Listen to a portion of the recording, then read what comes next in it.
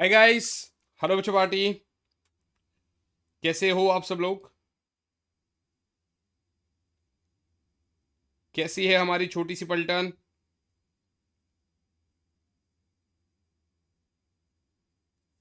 Yes बच्चों। I hope I am audible and visible to you all बच्चों। मेरे हिसाब से तो मेरी आवाज़ आप सभी बच्चों तक पहुंच रही है। मैं ऑडिबल विजिबल हूं आप लोगों को, बताइए बेटा।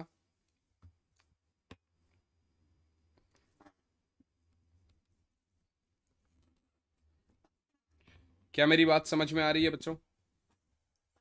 I hope I am audible and visible to you all.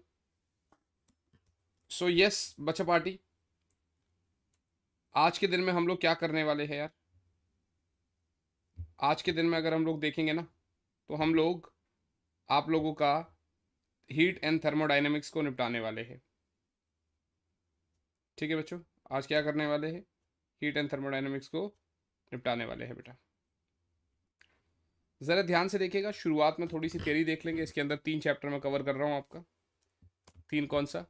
Chapter number 11, ठीक है ना, 12 और 13, मतलब थर्मल प्रॉपर्टीज़, थर्मोडाइनमिक्स और केटीजी वाला। ठीक है ना, ये 3 चैप्टर मैं इसके अंदर कवर करने वाला हूँ आपके लिए।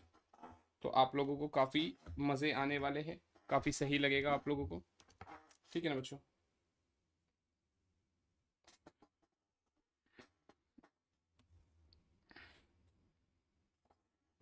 एक सेकेंड होल्ड करिएगा बेटा।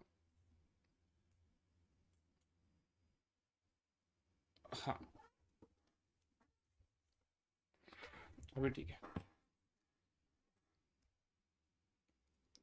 हाँ, तो चलिए फिर शुरुआत करते हैं सेशन की। उससे पहले हम देखते हैं बेटा, उससे पहले अगर आप बिल्कुल गौर से देखोगे यहाँ पर, बिल्कुल ध्यान से अगर आप देखते हो बेटा, तो my name is Vinod Kumar Bahl and I am your physics educator बेटा। मैं आप सभी बच्चों का फिजिक्स का एडुकेटर हूँ बच्चा। आप लोगों को फिजिक्स पढ़ाता हूँ मैं यहाँ पर।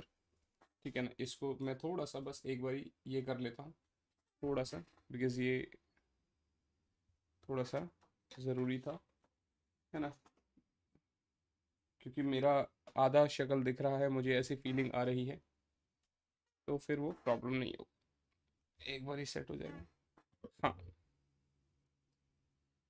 आई guess now everything is okay.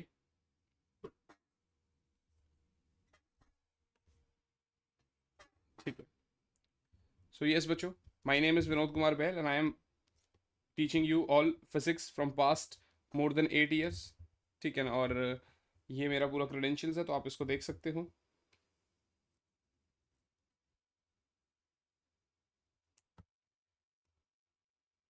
आप यहाँ पर ध्यान से देखिएगा बच्चे। मैं 7 days से ज़्यादा का हमारा एम्बाइब में आप लोगों को फ्री ट्रायल मिल रहा है। ठीक है ना, 7 days से ज़्यादा आप लोगों को हमारा एम्बाइब का फ्री ट्रायल मिल रहा है।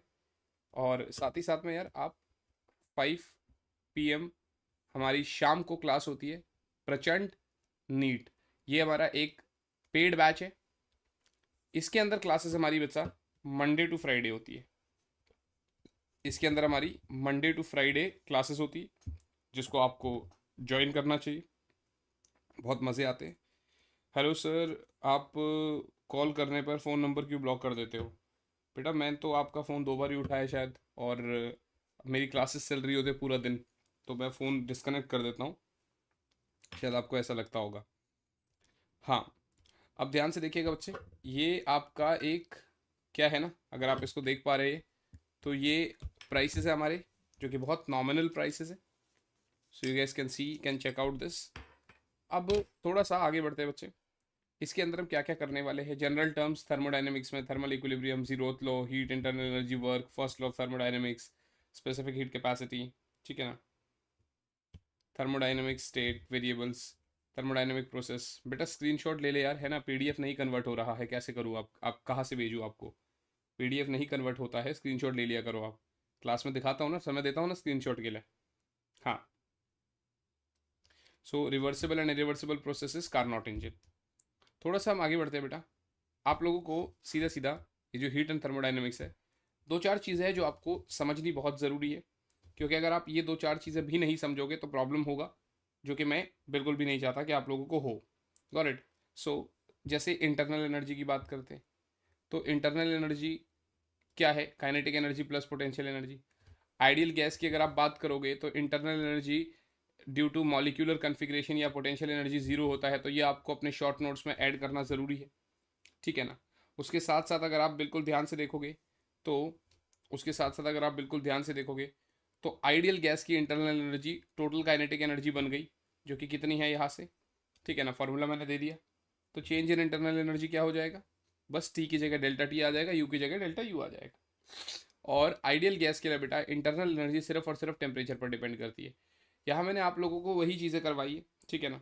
यहाँ मैंने आप लोगों को वही चीज़ें बताई है मेरे बच्चे, जिस चीज़ की नीड है, जो चीज़ यहाँ पर होनी ज़रूरी है भाई। यहाँ मैंने आपको वही चीज़ें कराई है जिस चीज़ की नीड है और जो चीज़ वाकई में ज़रूरी है। गॉट इट गाइस, ठीक है ना। अब अगर आप केटीजी में देखोगे तो डिग्री ऑफ फ्रीडम अलग अलग गैसेस का, ठीक है ना, अलग अलग गैसेस का डिग्री फ्रीडम आप देख सकते हो। तो एक मॉलिक्यूल या एटम कितने नंबर ऑफ वेज में मोशन कर सकता है या उनके पास एनर्जी हो सकती है, उसको आप डिग्री ऑफ फ्रीडम बोलते हैं। जैसे ये देखो, ये देखो, यहाँ पर अगर आप देखोगे तो या तो ये एक्स एक्सिस की तरफ जा सकता है या ऊपर वाई एक्सिस की तरफ जा सकता है, राइट। जैसे आप मोनो एटॉमिक गैसेस लेते हो, आर्गन, हीलियम एक्सेट्रा, ठीक है ना। तो यहाँ पर एक्स वाई जेड देखो ऐसे इस तरीके से, तो 3 डिग्री ऑफ फ्रीडम रहता है। लेकिन वहीं पर अगर आप इसकी बात करोगे, इसको अगर मैं प्रे कर दूँ आपके लिए, यहाँ देखो, ये देख पा रहे हो, एक्स वाई वाई जेड, ये देखो ऐसे गोल गोल भी घूमता है, वाइब्रेशनल है। तो मतलब यहाँ पर क्या हो रहा है, तीन, तो दोबारा से एक बार प्ले करोगे ना तो आपको समझ में आएगा। आप दोबारा से एक बार, हेलो आदित्य, दोबारा से प्ले करता हूँ। देखो एक आपका एक्स वाई या जेड, ये तो ट्रांसलेशनल हो गया, ठीक है। फिर रोटेशनल और फिर वाइब्रेशनल। रोटेशनल भी दो हो गए, एक ऐसे में और एक ऐसे में, और फिर ये आपका वाइब्रेट हो रहा है, और ये तीन आपके ट्रांसलेशनल। तो यहाँ पर डिग्री ऑफ फ्रीडम कितना हो गया? यहाँ पर डिग्री ऑफ फ्रीडम कितना हो गया आपका? 5, राइट बच्चा पाठी, ठीक है ना, डाई एटॉमिक गैसेस के लिए। और अगर आप देखोगे तो यहाँ पर क्या बोल रहा है कि sir vibrational energy is considered very high temperature only. तो नॉर्मल के लिए अगर आपसे पूछेगा तो आपको डिग्री ऑफ फ्रीडम क्या करना पड़ेगा? 5, वही 3 ट्रांसलेशन एंड 2 रोटेशनल, क्योंकि आपको क्वेश्चन बन सकता था सर एक वाइब्रेशनल भी तो है। So that is at a very very high temperature. बात समझ में आ रही है? ये चीज़ें जो आपको दिखाई गई है ये शायद आपको समझ में नहीं आती होती हुई, तो ये वही बता रहा है। देखो दोबारा से अगर आप देखते हो ना, ध्यान से देखो, ये देखो, ये गैस जो है ना, मतलब ये जो पार्टिकल है, ये आप अगर देखोगे तो इसके पास कितने अलग अलग वेज है मोशन करने के। तो या तो एक्स के अलोंग या वाई के अलोंग या जेड के अलोंग रोटेशनल में, या ऐसे, लेकिन बहुत हाई टेम्परेचर पर एक वाइब्रेशनल भी ऐड हो जाएगा इसमें। तो ये भी आप अपने शॉर्ट नोट्स में ऐड कर सकते हो कि अच्छा चलो ठीक है सर, ऐसा भी होता है क्या इसमें? Okay sir, will note it down, ठीक है ना बच्चे। इसके बाद अगर आप बिल्कुल गौर से देखोगे तो ट्राई एटॉमिक गैसेस की बात कर लेते हैं, ठीक है ना। ट्राई एटॉमिक गैसेस की बात कर लेते हैं। ये देखो एक चीज़, ये देखो ऐसा हो गया, फिर एक्स वाई, ठीक है ना, और फिर आपका जेड। तो तीन तो ये हो गया, वेरी गुड, तीन तो ये हो गया। चलिए यहाँ से देखते हैं, एक मिनट, एक मिनट, तीन तो आपका ये हो गया, ठीक है ना। इसको दोबारा से प्ले कर, ये देखो, ठीक है जी। और इसको प्ले करिए, ये देखिए ऐसे, ऐसे और ऐसे। क्या मेरी बात समझ में आ गई? तो यहाँ पर डिग्री ऑफ फ्रीडम कितना हो गया भैया? 6। 3 ट्रांसलेशन और 3 रोटेशन, 3 ट्रांसलेशन और 3 रोटेशन। इसका किसका? इन इसका देखो, यहाँ पर 3 ट्रांसलेशनल और 3 रोटेशनल। क्या मेरी बात समझ में आ रही है? और उसके बाद ये क्या बोल रहा है कि अगर एक नॉर्मल लीनियर है CO2, तो यहाँ पर 3 ट्रांसलेशन है और 2 रोटेशनल है। जैसे इसकी बात आप कर रहे हो ना, ठीक है ना। तो ट्राइएटॉमिक में 2 होता है, या तो नॉन लीनियर है या तो फिर आपका लीनियर है, या तो नॉन लीनियर है और या फिर लीनियर है। मैं आपको समझाता हूँ, देखो अगर तो आप कह रहे हैं कि सर ट्राई एटॉमिक लीनियर की बात हो रही है, जैसे कि CO2, तो डिग्री ऑफ फ्रीडम आपका 5 है, बोले तो 3 ट्रांसलेशन और 2 रोटेशनल, 3 ट्रांसलेशन और 2 रोटेशनल। और अगर नॉन लीनियर पॉली एटॉमिक है, जैसे कि SO2 हो गया, CH4 हो गया, NH3 हो गया, ये सब, तो इसमें 3 ट्रांसलेशन होते हैं और 3 रोटेशनल होता है। क्या मेरी बात समझ में आ गई? तो ये फॉर्मूला आपको पता होना चाहिए कि किस तरीके से किस में कितना पूछ रहा है वो, और कैसे किसका आंसर हो सकता है या होना भी चाहिए। Got it guys? इसके बाद अगर आप देखोगे तो हमारे पास बचता है specific heat of N ideal gas. Ideal gas की स्पेसिफिक हीट क्या होती है? कोई भी टेम्परेचर, कोई भी अगर आपको क्या कहते हैं, यूनिट मास कोई टेम्परेचर को 1 डिग्री सेल्सियस से बढ़ाना है, तो उस केस में आपको जो हीट रिक्वायरमेंट होती है दैट इज डेल्टा क्यू बराबर MC delta T. That is delta Q बराबर एम सी डेल्टा टी। उस केस में जो हीट की रिक्वायरमेंट होती है दैट इज डेल्टा क्यू बराबर एम सी डेल्टा टी। तो सी आपका क्या बनता है यहाँ पर, सी आपका क्या बनता है यहाँ पर बताइए, delta Q by M delta T. C क्या बनता है, delta Q by M delta T. I hope this is very clear बच्चे। तो आपका सी क्या बन जाता है बेटा, delta Q by M delta T.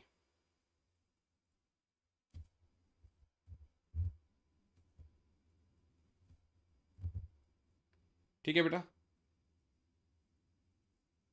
Reply बेटा मैराथन अभी पहले ये तो कंप्लीट तो हो जाने दो, है ना, ये कंप्लीट हो जाने दो। और फिर मोलर स्पेसिफिक हीट में क्या हो जाएगा, molar mass into specific heat, molar mass into specific heat. अगर आपको नॉर्मली प्ले करना है तो आप यहाँ से कर सकते हो, मैं आपको ये बता देता हूँ, ध्यान से देखो। मतलब 1 डिग्री सेल्सियस टेम्परेचर बढ़ाने के लिए कुछ हीट दिया जा रहा है यूनिट मास को, ठीक है ना।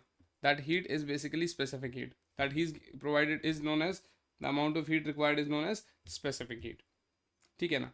फिर उसके बाद आप देखोगे तो सी पी और C V in terms of degree of freedom, formula आपको पता होना चाहिए, इसके ऊपर क्वेश्चन पूछता है।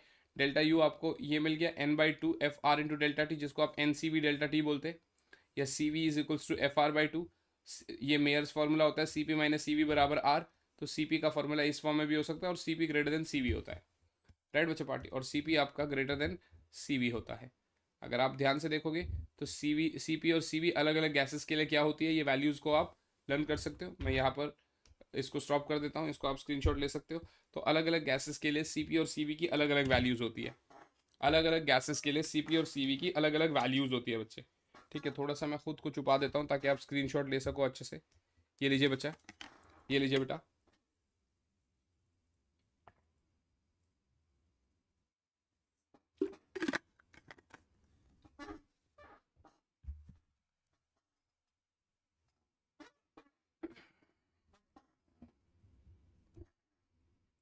ठीक है बच्चों, I guess this is very clear बेटा। इसमें मेरे को नहीं लगता कि कोई डाउट है ना बच्चों, इसमें मेरे को नहीं लगता कि कोई डाउट है। आगे बढ़ते हैं, आगे बढ़ते हैं बेटा, ठीक है ना। थर्मल इक्विलिब्रियम की बात करते हैं, ठीक है ना। सिस्टम को आप तभी थर्मल इक्विलिब्रियम में कह सकते हैं जब कोई टेम्परेचर डिफरेंस ना हो सिस्टम और सराउंडिंग। और जीरोथ लॉ से भी यही हमें पता चला था कि अगर दो बॉडीज आपस में एक दूसरे के साथ, मतलब दो बॉडीज अगर एक थर्ड बॉडी के साथ थर्मल इक्विलिब्रियम में है तो वे दोनों बॉडीज भी आपस में एक दूसरे के साथ थर्मल इक्विलिब्रियम में है। तब आप ये कह सकते हैं कि वे दोनों बॉडीज भी आपस में एक दूसरे के साथ थर्मल इक्विलिब्रियम में है। क्या मेरी बात समझ में आ रही है। आप देखिए फर्स्ट लॉ ऑफ थर्मोडाइनमिक्स, ठीक है ना, फर्स्ट लॉ ऑफ थर्मोडाइनमिक्स, जिसके अंदर अगर आप देख पा रहे हो तो क्या बोलता है कि सर एक क्लोज सिस्टम के लिए change in internal energy is equal to difference of heat supplied and the work done. मतलब delta Q minus delta W बराबर delta U, delta Q minus delta W बराबर डेल्टा यू। ये formula आपको पता होना चाहिए, काफ़ी ज़्यादा ज़रूरी। साइन कन्वेंशन की अगर आप बात करोगे तो वर्क डन बाई सिस्टम को पॉजिटिव लिया जाता है जबकि work done on the system को नेगेटिव लिया जाता है। हीट जो हम सिस्टम को देते हैं उसको आप पॉजिटिव लेते हो, जबकि हीट सिस्टम जो आप रिमूव करते हो उसको आप नेगेटिव बोलते हो, उसको आप नेगेटिव बोलते हो। क्या मेरी बात समझ में आ रही है। देखिए फर्स्ट लॉ ऑफ थर्मोडाइनमिक्स है, यहाँ से आपको टेम्परेचर देना पड़ता है, ठीक है ना। टेम्परेचर देने के बाद अगर आप ध्यान से देख पा रहे हो तो कुछ उसकी पोटेंशियल एनर्जी प्लस कुछ वर्क डन हो रहा है, राइट बच्चा पार्टी। तो ये आपका एक नॉर्मल सा डायग्राम के फॉर्म में हमने आपको शो कर दिया कि किस तरीके से आपसे पूछ सकता है, किस तरीके से मतलब आपको जवाब देना चाहिए, किस तरीके से आप जवाब दोगे आगे जाके। अब थर्मोडाइनमिक प्रोसेस की बात करते हैं हम लोग। तो यार एक ऐसा process which causes the which which causes the system to change its state, जैसे कि isobaric, isochoric, isothermal, adiabatic और पॉलीट्रॉपिक, ठीक है ना। ये आपका हो गया। जिस तरीके से अगर आप यहाँ पर देख पा रहे हो, जैसे जैसे मैं पिस्टन को प्रेस कर रहा हूँ, जैसे जैसे मैं पिस्टन को प्रेस कर रहा हूँ तो वैसे वैसे अगर आप देख पा रहे हो तो यहाँ पर हमारा वॉल्यूम कम हो रहा है। तो हम यहाँ पर पीवी डायग्राम, पीवी ग्राफ्स भी बहुत सारे बनाते हैं, ठीक है ना। तो सबसे पहले पहले आप आइसोबैरिक प्रोसेस कर लो, एक थर्मोडाइनमिक्स प्रोसेस जिसमें प्रेशर कांस्टेंट रहता है, राइट। एक ऐसी थर्मोडाइनमिक प्रोसेस जिसमें प्रेशर कांस्टेंट रहता है, जहाँ पर delta W P D V होता है या P into V two minus V one होता है। हीट ट्रांसफर आपको पता होना चाहिए N C P delta T, ठीक है ना। और आप ये कह सकते हो कि पी वी अगर एन आर टी के बराबर है तो V is directly proportional to T, क्योंकि आपका पी कांस्टेंट रहता है, क्योंकि आपका पी कांस्टेंट रहता है, क्योंकि आपका पी कांस्टेंट रहता है। तो आप इसको प्ले कर सकते हो, ध्यान से देखिएगा। ये देखो आपका पी कांस्टेंट है, ग्राफ में अगर आप देख पा रहे हो प्रेशर कांस्टेंट है, इसको आप हीट कर रहे हो, तो यहाँ पर ये वर्क डन हो रहा है। जैसे जैसे आपका टेम्परेचर बढ़ेगा वैसे वैसे वॉल्यूम भी बढ़ता रहेगा, वैसे वैसे वॉल्यूम भी बढ़ता रहेगा। मेरे हिसाब से ये क्लियर है आपको। I don't feel that there is any sort of problem in this thing. So I am moving ahead बच्चे, मैं अगले टॉपिक पे बढ़ रहा हूँ। और अगला मुझे क्या कह रहा है, आइसोकोरिक प्रोसेस, जहाँ पर वो कह रहा है वी कांस्टेंट होता है। एक थर्मोडायनेमिक प्रोसेस जिसमें वॉल्यूम कांस्टेंट रहता है, एक थर्मोडायनेमिक प्रोसेस जिसके अंदर मेरा वॉल्यूम कांस्टेंट रहता है, ठीक है ना। तो वर्क डन आपका delta W is equals to P D V, तो delta Q is equals to delta U plus delta W, और आपका पूरा फॉर्मूला डलेगा। तो यहाँ पर आपको कह रहा है कि sir P is directly proportional to temperature, क्योंकि आपका क्या कांस्टेंट है, वॉल्यूम कांस्टेंट है। अगर आपको इसको मैं प्रेस करा के दे रहा हूँ, देखो आप हीट कर रहे हैं, हीट कर रहे हैं, वॉल्यूम बढ़ नहीं रहा है, वॉल्यूम नहीं बढ़ रहा है, ठीक है ना। तो जैसे जैसे आपका देख पा रहे हो, तो प्रेशर बढ़ता जा रहा है टेम्परेचर के साथ साथ, क्योंकि P is directly proportional to T। क्योंकि यहाँ पर हमें समझ में आ गया कि sir P is directly proportional to T।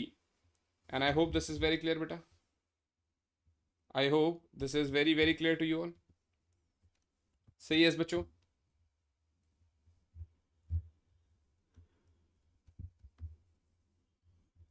ये तो क्लियर है हमें, सर बात तो सही कह रहे हो।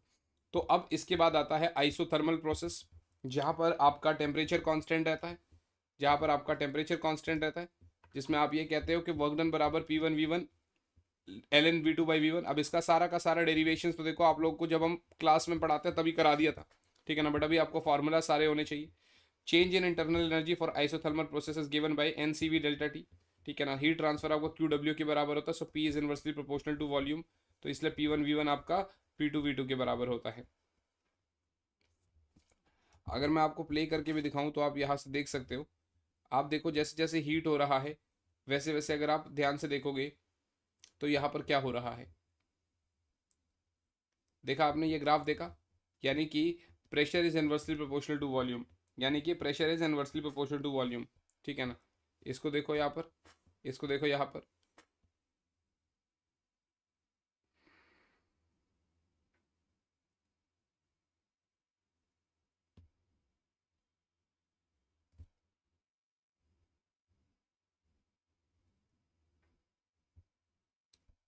ये देख लिया बेटा हमने, ठीक है ना। तो आइसोथर्मल प्रोसेस में मतलब वो क्या बोल रहा है कि सर टेम्परेचर कांस्टेंट है, सर टेम्परेचर कांस्टेंट है। फिर आप एडियाबैटिक प्रोसेस में देख लेते हो कि एक थर्मोडायनेमिक प्रोसेस है जिसके अंदर हीट ट्रांसफर जीरो होती है।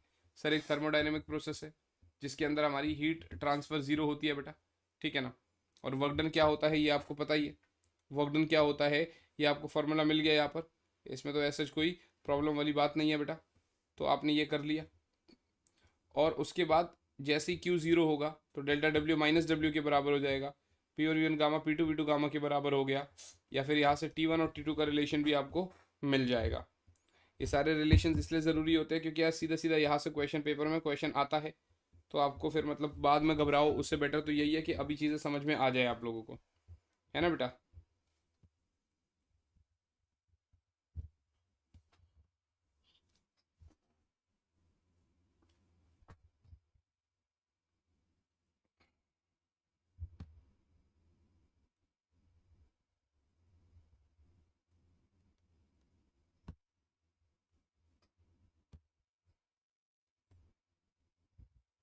ठीक है बच्चे,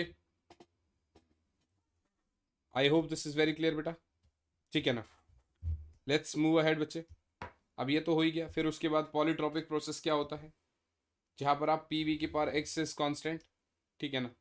इस तरीके से आप वर्क डन भी निकाल सकते हो फॉर्मूले के तौर पे, और टेम्परेचर का रिलेशन भी आप निकाल सकते हो। सब कुछ गिवन है, बस सिर्फ एक स्क्रीनशॉट लेना है, नोट डाउन करना है, फिर आगे बढ़ना है। एक स्क्रीनशॉट लेना है, नोट डाउन करना है, और फिर हमें आगे बढ़ना है, ठीक है ना बेटा।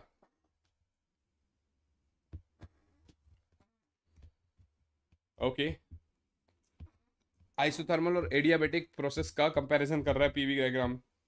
कह रहा है सर आइसोथर्मल प्रोसेस में अगर स्लोप देखेंगे डीपी बाई डी वी तो माइनस पी बाई वी होता है, जबकि एडियाबेटिक प्रोसेस में ये minus gamma into P by V होता है। तो यहाँ पर इसने क्या बोला कि सर ये रहा आपका negative slope of adiabatic process, ये रहा negative slope of isothermal process. कारण ये है कि नेगेटिव में उधर पी बाई वी के साथ कुछ गामा और मल्टीप्लाई हो गया, जैसे अगर वो -2 है तो ये -2 से तो बड़ा ऑब्वियस सी बात है बड़ा ही होगा इसका नेगेटिव स्लोप में।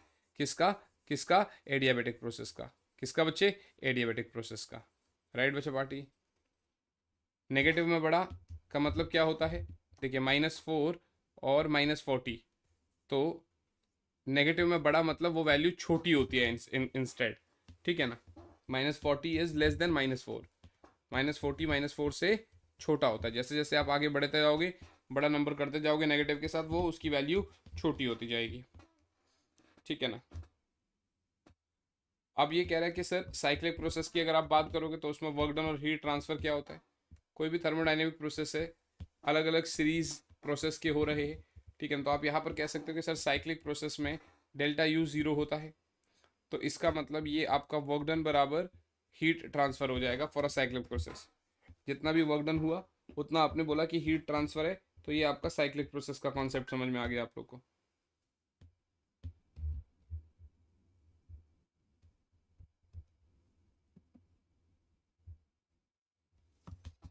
राइट बच्चा पाठी, आई hope this is very clear बेटा।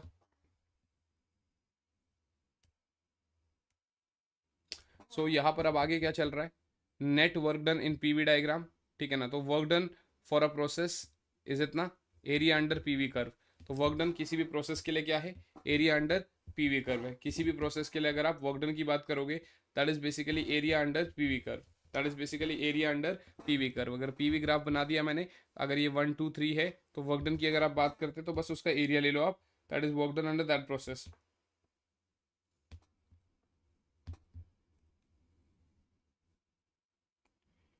ठीक है बच्चों। उसके बाद कार्नोट साइकिल की बात आ जाएगी, तो वहाँ पर हमें ये पता है कि सर ये एक ideal reversible close thermodynamic cycle है।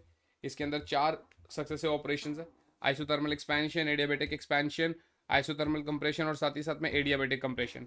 इसकी एफिशिएंसी कितनी होती है, इसका क्यों मैंने आपको बताया, क्योंकि इसकी एफिशिएंसी जो है इसके ऊपर क्वेश्चन पूछा गया है, और वो PYQ के फॉर्म में मैंने यहाँ पर डाला भी है। इसके ऊपर क्वेश्चन पूछा गया है बेटा, और वो मैंने PYQ के फॉर्म में यहाँ पर डाला भी हुआ है।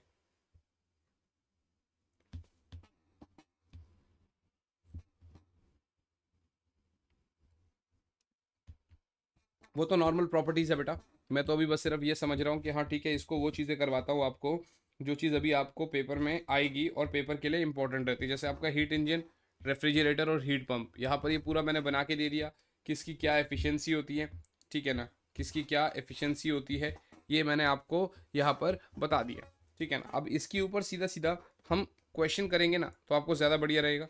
फिर सेकेंड लॉ ऑफ थर्मोडाइनमिक्स की बात करते हैं, जो कि बड़ा ऑब्वियस सी बात है कि ये एक ऐसा लॉ था जिसमें हमें ये पता चल रहा था, जो स्टेटमेंट थी एक हिसाब से, कि कोई भी एक ऐसा इंजन नहीं बन सकता है जो जितना उसको हीट दिया उतना ही उसने आगे वर्क कंप्लीट कर दिया, राइट, ऐसा नहीं हो सकता है। तो यहाँ पर उसने बोला कि, और दूसरा मतलब एक ये चीज़ समझ लो कि जैसे हॉट से कोल्ड तक तो आपका हीट ट्रांसफर हो रहा है, बट कोल्ड बॉडी से हॉट बॉडी तक हीट ट्रांसफर नहीं होता है। तो ये वहाँ पर भी कॉन्ट्रडिक्शन दे रहा था हमसे, ये वहाँ पर भी हमें कॉन्ट्रडिक्शन बोल रहा था, कॉन्ट्रडिक्ट कर रहा था कि किस तरीके से हम चीज़ों को करेंगे।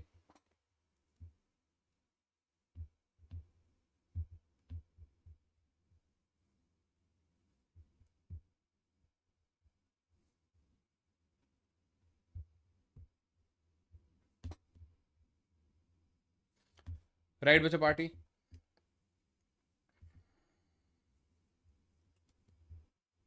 अब इसके ऊपर कुछ कुछ क्वेश्चंस करेंगे, ठीक है ना।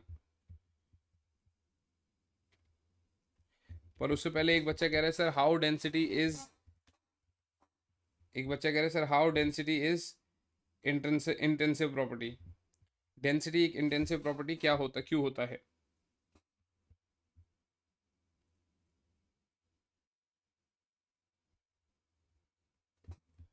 कैसे बताओगे आप लोग कि डेंसिटी एक इनिशियल मतलब एक इंटेंसिव प्रॉपर्टी क्यों होती है। पहले तो आपको ये बात पता होनी चाहिए ना कि इंटेंसिव प्रॉपर्टी क्या होती है और एक्सटेंसिव प्रॉपर्टी क्या होती है, ठीक है ना। डेंसिटी अगर आप देखोगे तो सैंपल में बहुत सारी डेंसिटीज होगी, एक अलग रेंज होगा, ठीक है ना। अब इनिशियल मास कितना होगा वो पता नहीं, बट डेंसिटी आपकी हमेशा सेम ही रहेगी। तो इंटेंसिव प्रॉपर्टी क्या होती है? जो कि मटेरियल के अमाउंट पे डिपेंड नहीं करती है, जो कि मटेरियल के अमाउंट पे डिपेंड नहीं करती है, उसको क्या बोलते हैं? उसी को इंटेंसिव प्रॉपर्टी बोलते हैं, उसी को हम लोग इंटेंसिव प्रॉपर्टी बोलते हैं। खैर, पहला बिल्कुल सवाल आपके सामने है बच्चे, बहुत ज़्यादा दिक्कत वाली बात नहीं है। बिल्कुल पहला सवाल आपके सामने है, और ये कह रहा है कि सर अगर मैं टेम्परेचर किसी भी गैस का बढ़ाऊंगा कंटेनर में तो क्या होगा? A B C D option में से क्या होगा? अगर मैं किसी भी टेम्परेचर, किसी भी गैस का अगर मैं टेम्परेचर बढ़ाता हूँ, ठीक है ना, तो क्या होगा उस केस में? बच्चे बताओ जरा,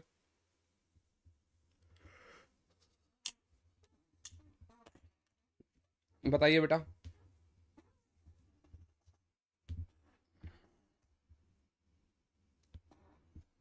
अब अगर मैं किसी भी गैस का टेम्परेचर बढ़ा रहा हूँ तो क्या होगा उसमें? A B C D option में से क्या होगा बताओ।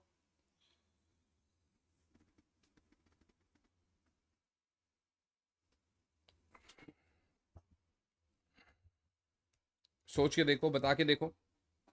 तो आप क्या कहोगे यार यहाँ पर? आप क्या कहोगे यार यहाँ पर कि सर अगर ऐसा उसने पूछा भी हमसे, तो हम खुद बता देंगे कि भैया टेम्परेचर बढ़ाने पर काइनेटिक एनर्जी बढ़ेगा, जिसकी वजह से अगर आप देखोगे तो ये रहा। तो अब अगर आप ऑप्शन में देखोगे तो ऑप्शन में आपको क्या मिल जाएगा? आपको ऑप्शन में क्या मिल जाएगा कि भैया on increasing the temperature there will be increase in its kinetic energy.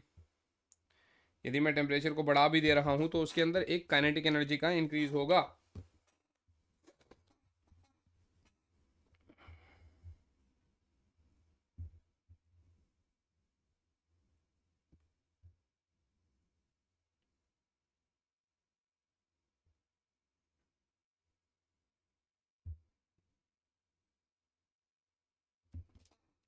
Next question पे बढ़ते हैं बेटा। कह रहा है sir PV diagram the PV diagram for an ideal gas of a piston cylinder assembly undergoing a thermodynamics shown in the figure. देखो, initial state, final state, volume constant है यहाँ पर, सॉरी वो क्या कहते हैं, प्रेशर कांस्टेंट है यहाँ पर। प्रोसेस क्या है यहाँ पर? अब जिस प्रोसेस में आपका प्रेशर कांस्टेंट होता है, तो उस प्रोसेस को आप आइसोबैरिक प्रोसेस बोलते हैं। जिस प्रोसेस में आपका प्रेशर कांस्टेंट रहता है, उस प्रोसेस को बच्चे आप लोग आइसोबैरिक कांस्टेंट बोलते हैं, आइसोबैरिक प्रोसेस बोलते हैं। उस प्रोसेस को क्या बोलते हैं? आइसोबैरिक प्रोसेस बोलते हैं। बात समझ में आ रही है? उस प्रोसेस को क्या बोलते हैं बच्चे? आइसोबैरिक प्रोसेस बोलते हैं। इसी के बाद अगर आप आगे जाके देखोगे, इसी के बाद अगर आप आगे जाके देखोगे तो इसका ये रहा सोल्यूशन। अगला क्वेश्चन पूछता है कि सर वॉल्यूम वी है, मोनोएटॉमिक गैस का टेम्परेचर के साथ डिपेंड कर रहा है, तो work done by the gas to the heat absorbed by it when it undergoes changes from state A to state B. तो ए से बी तक जाने में क्या होगा? इस केस में क्या आंसर हो सकता है? Just please try this question and give me the answer. Just please try this question and give me the answer.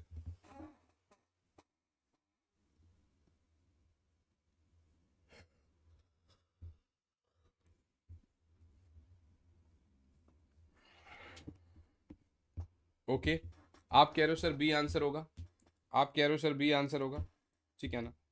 तो हम आपको बता देते हैं कि आंसर बी नहीं होगा। उसका रीज़न क्या है भैया? उसका रीज़न एक ही है, इकलौता मात्र रीज़न है कि वॉल्यूम आपका टेम्परेचर पर डायरेक्टली प्रोपोर्शनल है आइसोबैरिक प्रोसेस में। तो डब्ल्यू बराबर वर्क डन बराबर पी डेल्टा वी, यानी एन आर डेल्टा टी, यानी N C P delta T. Monatomic gas के लिए एफ आपका 3 होता है। वैल्यूज पुट करा, सी पी निकाला, फिर वर्क डन बाई क्यू निकाला, तो वो आपका 2/5 आ गया। फिर वर्क डन बाई क्यू निकाला तो वो आपका 2/5 आ गया। बोलो बच्चों, दिखाई दे रहा है? समझ में आ रहा है? कर लोगे खुद से? दिखाई दे रहा है? समझ में आ रहा है? कर लोगे खुद से?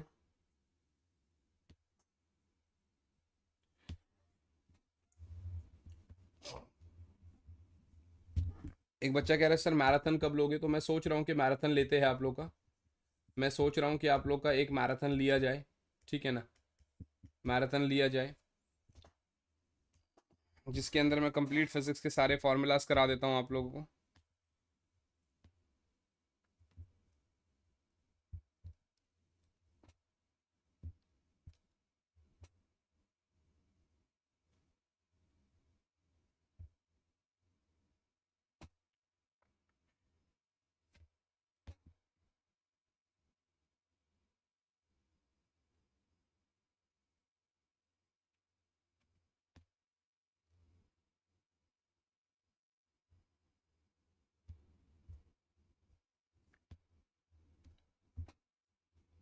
कह रहा है सर किस प्रोसेस में हीट ना तो एब्जॉर्ब होता है ना ही रिलीज होता है बाय द सिस्टम। किस प्रोसेस में ना तो हीट, ये बेसिक सी बात है यार, देखो बेसिक सी क्वेश्चंस पे जब क्वेश्चन पूछेगा तो फिर तो वहां पे हमें तकलीफ हो गई होगा, ठीक है ना।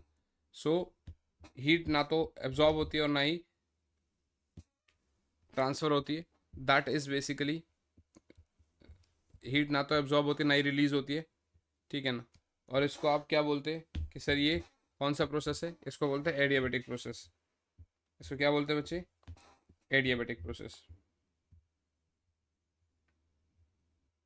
और अब आपके पास बहुत सारे क्वेश्चंस है, ठीक है ना, ये सारे क्वेश्चंस आप इनफैक्ट नीट की पी वाई क्यूज लगा लेना आप इन तीनों चैप्टर्स के मिला के, ठीक है ना, इन तीनों चैप्टर के मिला के नीट की पी वाई क्यूज लगा लेना बच्चे आप, काफ़ी हेल्प मिलेगी। मैंने थोड़ा सा ऊपर से आपको समरी ओवरव्यू सॉर्ट ऑफ बता दिया, ठीक है ना। अब कल मिलेंगे, थोड़ा सा समय हमने बदला है, 1 से 3:30 बजे कराया हमने, ठीक है ना। कल 3:30 बजे मिलेंगे, आगे के चैप्टर्स जिसको आप बोलते हैं एस एच एम, जिसको आप बोलते हैं एस एच एम, ठीक है ना बच्चे।